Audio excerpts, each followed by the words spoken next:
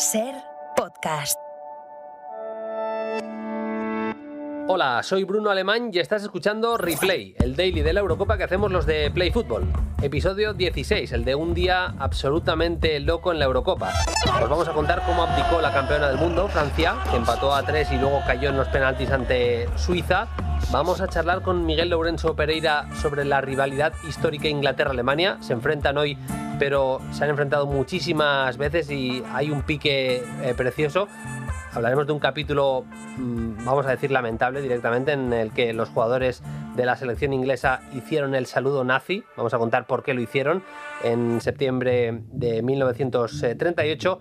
Y evidentemente hablaremos de uno de los mejores partidos de la historia de la Eurocopa, del España 5, Croacia 3. Replay. Bueno, un partido tan intenso como este, he vivido algunos que se le podrían parecer, pero este ha tenido un poco de todo. Lo que sí me ha llamado mucho la atención y me ha gustado muchísimo ha sido los últimos 5 minutos de la prórroga, cuando las dos aficiones se han levantado y han empezado a aplaudir. Me ha parecido un gesto muy bonito, reconociendo el esfuerzo y el espectáculo que han dado las dos selecciones. Viene Dani Olmo, la pone, ojo el quinto y Arzaba. El daily de la Eurocopa 2020 El titular te lo pongo yo. en SER Podcast. Enjoy fútbol. Con Bruno Alemán. Y ya está. Es uno de los partidos más locos que recuerdo, el España 5, Croacia 3. Hacemos replay primero de esa victoria de la selección española que le mete en los cuartos de final. Alex de Llano, ¿qué tal? Muy buenas. Hola Bruno, ¿qué tal? Muy buenas. Yo creo que hay una imagen en el descanso que a mí me parece importante, y es cuando De Gea se va al centro del campo a por Unai, a por el portero de la selección española. Hablan tranquilamente, es verdad que había cometido un error muy grosero, pero yo creo que no se explica la segunda parte y la prórroga de Unai Simón, del portero del Athletic y de la selección española, sin el apoyo que seguro que tuvo de sus compañeros, sin la personalidad de Unai, que para mí, pese a todo lo que vimos luego también en el partido entre Francia y Suiza, es el personaje de la jornada de ayer de la Eurocopa. ¡Oh, no me lo creo! ¡Gol de Croacia! ¡No me lo creo! ¡Gol de Croacia! ¡No me lo creo! ¿Pero qué ha pasado aquí? La cesión del futbolista español, Unai Simón. No sé si por el sol, no sé si porque está nervioso, no sé si porque está frío. La cesión, repito, desde prácticamente el centro del campo. Sí, es una muestra de lo que es este equipo, ¿no? De la sensación de equipo que transmiten, de grupo, de apoyarse los unos a los otros. Entendemos que el psicólogo de la selección, Joaquín Valdés, estará haciendo un gran trabajo para reforzar todo el tema mental de este equipo, tan vilipendiado, tan criticado, con tan malos outputs en determinadas ocasiones de inputs desde fuera. Pero de todas formas hoy hemos visto una actuación de Unai Simón que es verdad condicionada por ese error, un pequeño malentendido entre Pedri y Unai Simón, un pase que es una complicación tremenda, un Unai Simón que no está demasiado concentrado, demasiado tenso para poner bien el pie. El césped también falla, también tiene su cuota de participación y termina con ese tanto en propia portería. Luego la selección española yo creo que tiene una gran reacción. Es verdad que primero acumula un tramo de pases de seguridad, un tramo de terminar de encontrarse, pero en 18 minutos Pablo Sarabia consigue poner por delante poner el empate en el marcador. Con Sarabia, que se ha cambiado de banda, veremos a ver si es por el córner. Pelota de nuevo para Sarabia, Sarabia con Pedri. Ojo Pedri, el sombrerito de Pedri. Viene la bola otra vez para Ferran, Macaló Ferran atrás, el balón. Pelota de nuevo para Sarabia, Sarabia para Gallá, remata Gallá, qué paradón, ojo Sarabia. Con una buena acción, Pablo Sarabia y Ferran Torres creo que son dos de los protagonistas de esa resurrección de España. Luego sobre todo Ferran, ¿no? En el segundo tiempo, picando mucho, siendo un jugador que se desmarcaba continuamente, que tiraba de rebeldía, asistiendo a Azpilicueta en el segundo gol, marcando el tercero, y bueno, ya ahí ha sido la absoluta locura. Es que España estamos viendo en esta Eurocopa que está siendo un equipo de extremos, muchas veces de extremos jugando a pierna natural, cuando prácticamente ya no se lleva jugar con extremos, cuando se está imponiendo en muchos equipos lo de jugar con tres centrales y carrileros, y los extremos que juegan muchas veces son a pierna cambiada. Me llama la atención lo que decías, y te lo leí ayer en Twitter. Pone a extremos muchas veces a pierna natural, pero sobre todo la gran mayoría de veces, incluso cuando juega Gerard Moreno, pegados a la banda, con los espacios que eso genera por dentro. Por ejemplo, creo que Pedri se vio muy beneficiado en ese partido de la selección española contra Croacia, de esos espacios que se generaban precisamente porque al estirar el campo, al abrirlo, las marcas, la defensa se ensancha mucho y no hay capacidad de ir a morder a Pedri cuando se sitúa entre líneas, y el canario, para mí, a mi modo de ver, hizo el partido de la Eurocopa, de lo que llamamos de Eurocopa para Pedri. Yo creo que sí, yo creo que es un muy buen partido. Es verdad que está un poco condicionado el debate por el equipo en el que milita, por el hecho de mirar con lupa a veces el fútbol de selección con la camiseta de los clubes puesta, pero para mi gusto es verdad que no es un futbolista que se ciñe a los prototipos que esperamos de un interior del fútbol moderno, pero sí que es verdad que tiene una calidad, un entendimiento, el partido en la cabeza con Sergio Busquets continuamente complementándose, y ha sido un partido absolutamente magnífico, atacando la espalda de los dos interiores, volviendo loco a Brozovic.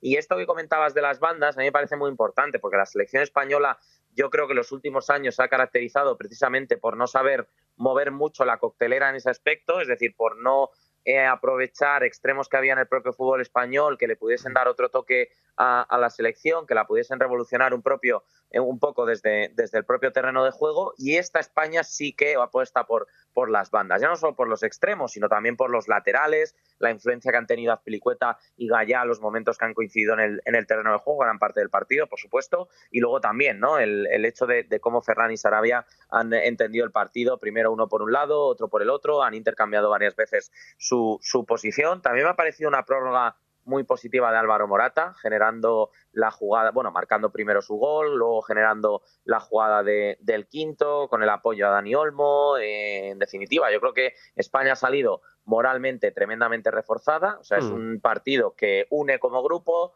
que que le da la razón en muchas cosas a Luis Enrique, que además ha fortalecido seguramente la unión de los propios jugadores, y que como idea de juego yo creo que este equipo ya está cogiendo mimbres. Para mí la preocupación en cuanto a España es ver quién acompañará a Laporte en la pareja de centrales. Igual es momento para darle la alternativa a Diego Llorente si está bien físicamente, porque es verdad que Eric García ha tenido un partido un poco difícil, algo precipitado. La entrada de Pau Torres ha debilitado a España atrás, ha movido a Aymeric Laporte al lado derecho y le ha hecho jugar un partido un poquito más flojo a la selección en cuanto a atrás. Y luego yo creo que hay que confiar, ¿no?, en estos jugadores. Parece que Luis Enrique lo tiene claro y no ha visto, por ejemplo, la opción de meter a Marcos Llorente. Fabián en el partido le ha pasado un poquito por encima, Oyarzábal ha terminado de enchufarse un pelín más tarde. Pero bueno, esta selección parece que funciona y ahora tendrá en los próximos días ese partido ante Suiza. Balón para Pedri, tiene a Ferran a la izquierda, viene Pedri, tiene apertura en mano izquierda para Ferran, llegan tres futbolistas en posición de remate, puede llegar el remate, ¡gol!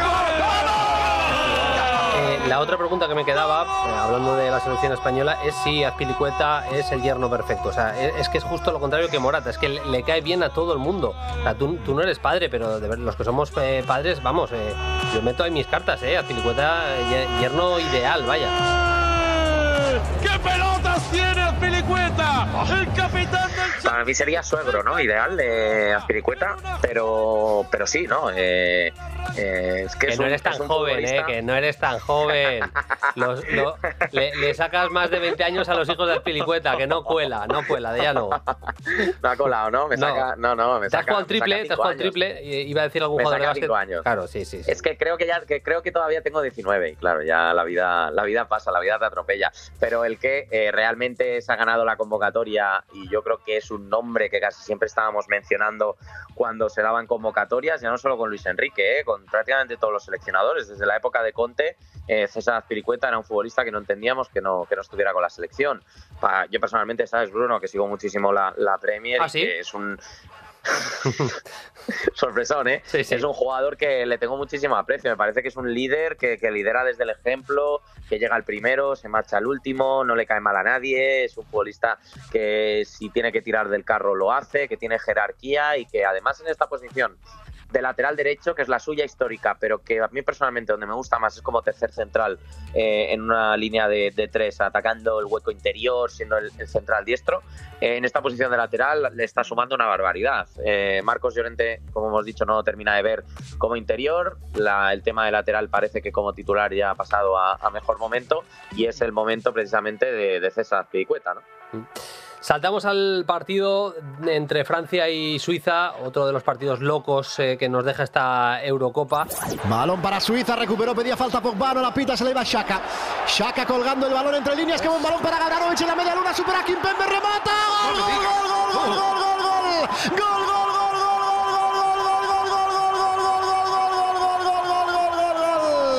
Vaya partidazo, vaya remontada épica de Suiza en el tramo final para igualar las cosas y forzar la prórroga. Hay que decir que salió Francia con un plan que no le pudo salir peor a Didier Deschamps. Lloris en portería, 3 centrales con Varane, Lenglet y Kimpembe. Rabiot era carrilero en la izquierda, Pavard en la derecha, Pogba, Kanté en el centro del campo, y estaban Griezmann, Mbappé y Benzema arriba. Lo cierto es que en el tramo inicial del partido le gana claramente la partida Petkovic a Deschamps. Los carrileros, tanto Widmer como Juber, le ganan la partida a sus iguales, y además a nivel táctico plantea cosas como meter a veces a Ricardo Rodríguez en banda y que Juber pudiera pisar zonas centrales. Bueno, el inicio del partido es claramente para la selección de Suiza, ¿eh? Para mí ese recurso, el de Ricardo Rodríguez, el de convertir a Suba en un futbolista indetectable, ese movimiento que tanto hemos visto en varios equipos esta temporada, por ejemplo el Arsenal con Bukayo Saka, Kieran Tierney, recuerdo también el West Ham con Cresswell y Masuaku en la temporada pasada. Es un recurso muy difícil de defender, y creo que la selección francesa, que no está acostumbrada a jugar con línea de 3, lo ha utilizado. Recuerdo un partido contra Albania, lo ha utilizado este recurso de Shams, pero es que no estaban acostumbrados esos jugadores, entonces ha sido un poco un problema. Intentando solucionar un problema, ha puesto 2 más sobre la mesa, ¿no? Y luego el equipo ha respondido cuando ha cambiado 4-2-3-1. Hemos visto a futbolistas franceses en mejor sintonía, ¿no? Pogba liderando, sino un futbolista absolutamente demencial, jugando sobrado. Ha jugado sobrado, ¿eh? Perdona que te corte, Alex, pero a mí la única cosa que me da pena de la eliminación de Francia, porque normalmente voy con los equipos más débiles y demás, te lo juro.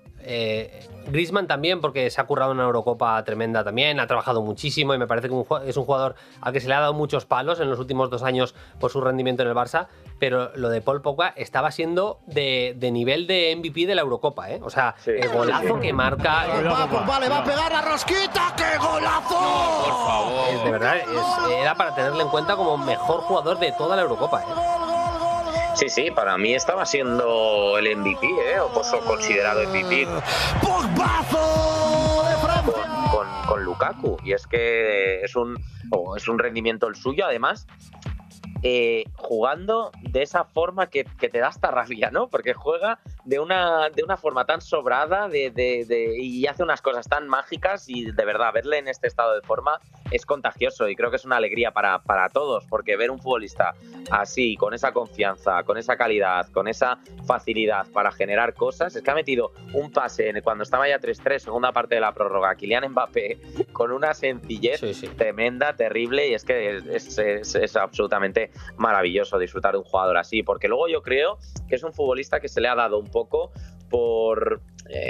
y tengo yo un poquito de esta pedrada, un poquito por rabia, un poquito por verle, porque es un jugador que juega cuando quiere, pero es que cuando quiere, fíjate hoy el partido que ha hecho, a nivel defensivo también, 12 recuperaciones, un futbolista vital también para la selección francesa junto a N'Golo Kanté en ese centro del campo, ha fallado muy pocos pases, ha generado una barbaridad de ocasiones, ha conseguido marcar ese gol, se ha entendido bien con Karim Benzema, con Mbappé, con todos. Es que es un futbolista magnífico. A mí personalmente me apena, ¿no?, el hecho de no poderle disfrutar más en esta Eurocopa, porque sencillamente parecía que podía ser la Eurocopa de Paul Pogba. Es lo que decías, en la segunda parte mete a Coman, se va a Lenglet, que por cierto vaya nivel de Lenglet también, en el primer gol se come ese cabezazo de Seferovic y compañía. Bueno, mete el 4-2-3-1 metiendo a Griezmann en la derecha y Mbappé y Benzema arriba, con Coman en banda izquierda.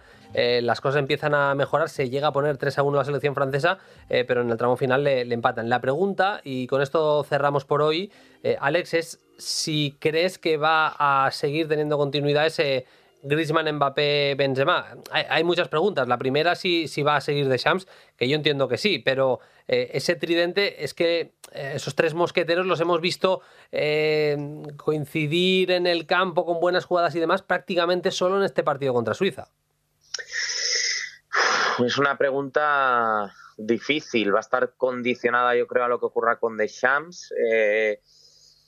No sé si habrá sensación de decepción. Yo creo que sí. Estaba viendo anoche beIN Sports y en beIN Sports Francia y decían la gran desilusión. Estaba siendo una Eurocopa que, oye, Francia venía como una de las favoritas, muy crecida, y desde luego se le podía dar, ¿no? El hecho de poder ganar esta Eurocopa, de seguir este ciclo maravilloso. Creo que también hay que saber valorar lo que supo hacer la selección española entre 2008 y 2012, porque no es tan sencillo.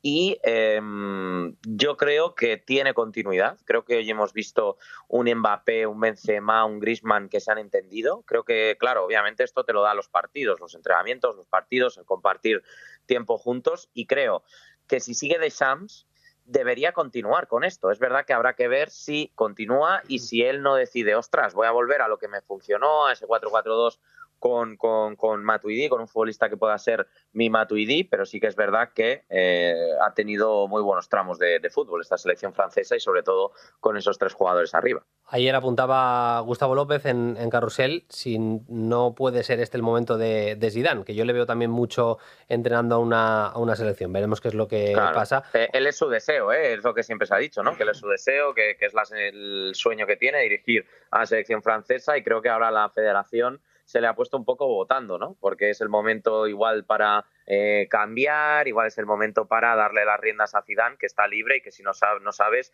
si al terminar el Mundial de Qatar también lo estará. Veremos. Mañana más, Alex. Muchas gracias. Un abrazo. Abrazo grande. Replay con Bruno Alemany. El fútbol es un deporte en el que 22 hombres pelean por una pelota y al final siempre gana Alemania. La frase archiconocida es de Gary Lineker y no hace sino reflejar la rivalidad histórica que ha existido entre ingleses y alemanes a nivel futbolístico, pero no solo a nivel futbolístico. Es una enciclopedia de fútbol histórico y también del actual Miguel Lourenço Pereira al que recurrimos para repasar esa rivalidad y en este caso un capítulo bastante, no sé si decir curioso o casi lamentable de esta rivalidad entre Inglaterra y Alemania. Hola Miguel, ¿qué tal? Muy buenas. Hola Bruno, ¿qué tal? Pues encantados de que estés con nosotros en este replay, en el episodio ya 16 de este Play Fútbol especial por la Eurocopa, para recordar una rivalidad que, por ejemplo, nos evoca ese 1996 en esa tanda de penaltis en la que Alemania acaba eliminando a Inglaterra, una Inglaterra que soñaba con ganar su Eurocopa, no lo consiguió, pero bueno, es uno de los muchísimos capítulos, ¿no?, que ha tenido esa rivalidad entre ingleses y alemanes. Sí, en el mismo escenario, además en Wembley, y la verdad es que la rivalidad es una de las más bonitas y antiguas de la historia del fútbol europeo, aunque también es cierto decirlo que es una rivalidad que se ha vivido mucho más en las Copas del Mundo que en las Eurocopas. De hecho, Alemania e Inglaterra jugaron 5 veces en mundiales, pero solamente se han cruzado 2 veces en fases finales de Eurocopas. Van a empate, porque tras esa victoria en la tanda de penaltis 96...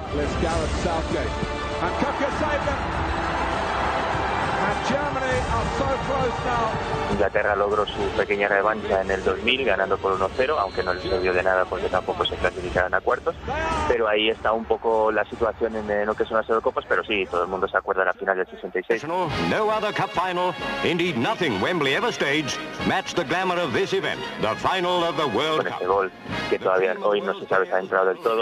The ball in the net. No, it bounced out. Goal claimed England. No goal, protested the Germans. Sí. Luego la victoria de Alemania en el México del 70, que fue la primera vez en la historia que la Mancha pudo ganar a Inglaterra en un partido oficial. No había pasado nunca, imaginaros, en 1970, habían pasado 70 años desde que el siglo XX echara a andar. y luego también se recuperó un poco en los años 90, como dices tú, de ese partido del 96, antes el partido del 90, del Italia 90, y luego el más reciente enfrentamiento en ese Mundial de Sudáfrica, también lleno de polémica con ese gol fantasma. Se va viendo a foco con Mertesacker que le puede... ¡Lampard! ¡Gol! ¡Como en el 66! ¡No se lo van a dar! ¡Madre mía, lo que es la historia y su regalo! Así que al final los Inglaterra-Alemania siempre nos guardan episodios muy curiosos, muy tensos y que quedan para el recuerdo, ¿no?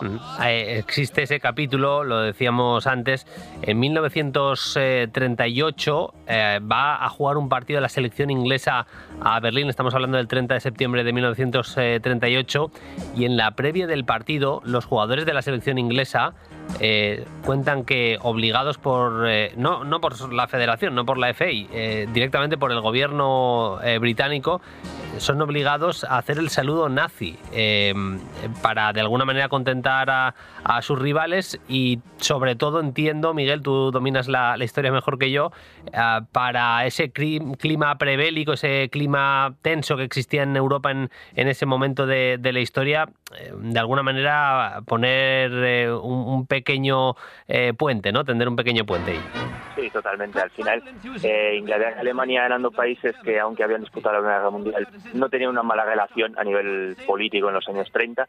Incluso Alemania va a jugar a Londres unos años antes y pierde, y en ese partido pues no hay ninguna animosidad de la afición, no se hace el saludo nazi ni por parte siquiera de los mismos alemanes, que ya estaba el partido nazi en el poder, que es un partido normal y corriente, un amistoso, pero sí que de cara al partido de 38 la situación política era muy distinta. Alemania venía de anexar a Austria hace poco, quería hacerlo lo mismo con la zona de los Sudetes de Checoslovaquia, y el gobierno inglés, juntamente con el francés, estaban intentando hacer todas las maniobras políticas posibles para evitar una guerra mundial que todos sabían que tarde o pronto iba a suceder.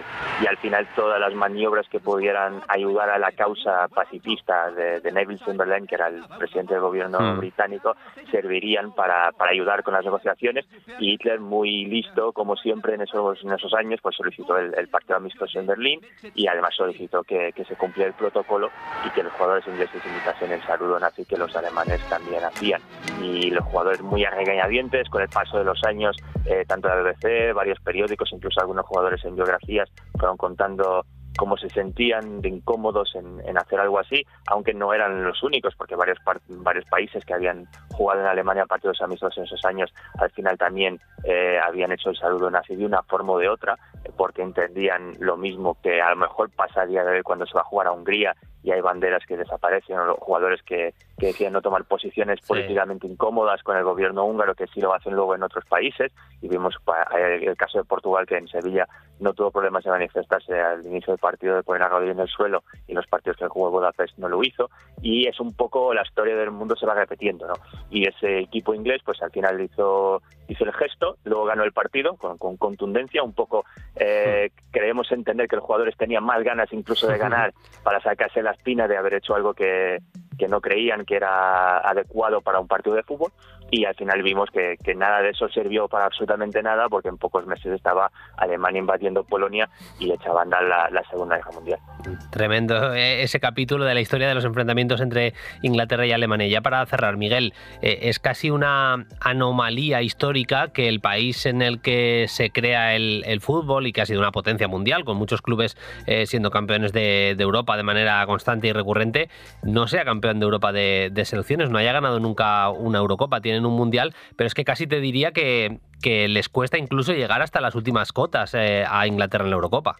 Eso es que no jugó siquiera una final. Sí, sí. Eso ya dice mucho. Estuvieron en 2 ocasiones cerca. En el 68 solo participaban 4 países y muchos ponían a Inglaterra como la máxima favorita, porque venía justo de ganar el Mundial del 66, pero termina perdiendo un partido contra Yugoslavia donde el equipo no juega bien. Y luego en el 96, lo que comentabas tú, que jugando en casa, con un Gascoigne que estaba entonadísimo, con Alan Shearer anotando de todos modos los goles en la portería contraria, muchos pensaban que era el momento del fútbol inglés, y a una vez más tuvieron la mala suerte de toparse contra esa inevitable Alemania. Lo cierto es que en Inglaterra las Eurocopas nunca han funcionado demasiado bien. En los primeros años apenas hubo interés incluso de la misma federación en la competición, y luego también es cierto que hemos visto también en los mundiales que Inglaterra siempre viene con buenas sensaciones, buenos jugadores, y al final siempre parece que falta algo. Y a lo mejor esta generación puede empezar a cambiar un poco las cosas. El hecho de que juegue en casa casi todos los partidos, como se clasifique en octavos, puede ayudar a un poco remitir esa sensación de desconfort de jugar esta competición, pero lo cierto es que va a tener en su lado del cuadro el peor rival posible, tanto por calidad de juego como también por ese fantasma histórico que existe. Así que al final puede que estemos delante de otro caso de Inglaterra muriendo antes de llegar a la playa. Southgate falló un penalti en aquella tanda de 1996 ante Alemania, que a la postre sería decisivo. Veremos si hoy se toma de alguna manera su mini revancha. Está claro que es un partidazo y lo queríamos tratar de manera especial, recordando toda su historia, toda la historia de rivalidad entre Alemania e Inglaterra, con la enciclopedia que es Miguel Lourenço Pereira. De verdad, Miguel, un placer, como siempre te digo, que te pases por Play Football, por este replay. Te enviamos un abrazo y te agradecemos. Hasta la próxima, Miguel. Muchas gracias, Bruno. Hasta la próxima. Replay. Ya hemos hablado un rato de los Inglaterra-Alemania, pero sobre todo de los históricos. Tiempo, momento para conocer las novedades del partido. A priori, partidazo, gran partido que vamos a vivir hoy en Carrusel Deportivo, narrado por Lluís Flaqué, que nos trae también las novedades de este encuentro. ¿Qué contamos del encuentro, Flaqui, del Inglaterra-Alemania? Muy buenas. Hola, Bruno. Inglaterra y Alemania juegan esta tarde en Wembley el partido de mayor cartel de los octavos de la Eurocopa, y ambas selecciones la afrontan con más dudas que certezas. Los ingleses se aferran a su solidez defensiva, no han encajado un solo gol en todo el torneo y sueñan con que por fin aparezca la versión buena de Harry Kane. Del once inglés tan solo una duda: si jugará Jadon Sancho o lo hará Phil Foden, mientras los alemanes son una montaña rusa. Compitieron a pesar de la derrota en el estreno ante Francia, se salieron goleando a Portugal, pero rozaron la debacle ante Hungría. Muchas dudas para Joachim Löw, que recupera a Müller y va a dar plaza de titular a León Goretzka, que entrará por Gundogan. Se enfrentan dos aspirantes al título. En el recuerdo lo ocurrido en el viejo Wembley hace 25 años. Eran las semifinales de la Euro del 96 y pasaron los alemanes por penaltis. El que falló la decisiva pena máxima fue Gareth Southgate, el hoy seleccionador inglés, que sueña con la revancha. El partido se juega en Wembley a las 6 de la tarde, con la presencia de unos 45.000 aficionados en las gradas y con arbitraje del holandés Makely. Eso será a las 6 de la tarde. Para las 9 nos queda a priori el patito feo, el peor partido, insisto, desde el apriorismo, ese Suecia-Ucrania. Novedades del partido, Jacobo Buceta, ¿qué tal? Muy buenas. Hola, ¿qué tal? Se engalana el mítico Hampden Park de Glasgow, en Escocia, para esta histórica eliminatoria de octavos de final. Histórica porque el que pase a cuartos lo hará por primera vez en su historia. La líder del grupo de España, Suecia, favorita en las apuestas, con un Jan Andersson que tiene un once muy consolidado, en el que faltaría buscarle pareja atacante a Alexander Isak, el futbolista de la Real Sociedad, o la veteranía y juego de posición de Marcus Berg, o la velocidad y verticalidad, se entiende muy bien también, de Quaison. Enfrente, Ucrania, que ya cambia el chip después de que ondeasen banderas suecas en buena parte del país, porque el gol de Quaison a Polonia en el 92, en la última jornada, les metía en estos octavos de final. Shevchenko tiene la duda de Zubkov y en el 11 tiene la opción de arriesgar con Sigankov arriba y retrasar a Malinovsky, o que juegue Malinovsky con Yarmolenko y Yaremchuk arriba y que juegue Shaparenko en el centro del campo. Habrá un 25% de espectadores en Hampden Park. Árbitro italiano Daniele Orsato, y recordemos que el que gane esta eliminatoria se enfrentará en Roma al vencedor del Inglaterra-Alemania.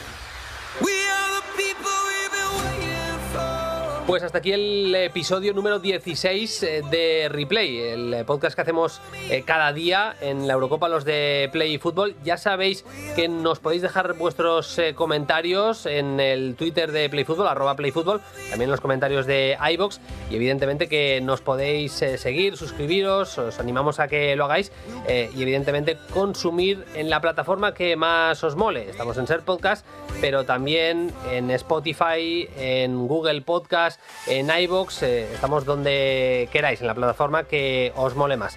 Nosotros nos vamos, volvemos mañana a las 9 como un clavo, estamos ahí. Hasta entonces, sed felices, adiós.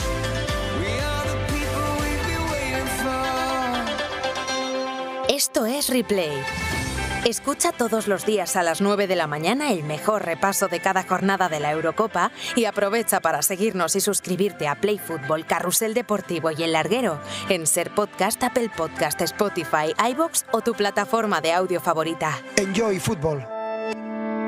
Cadena Ser. La radio.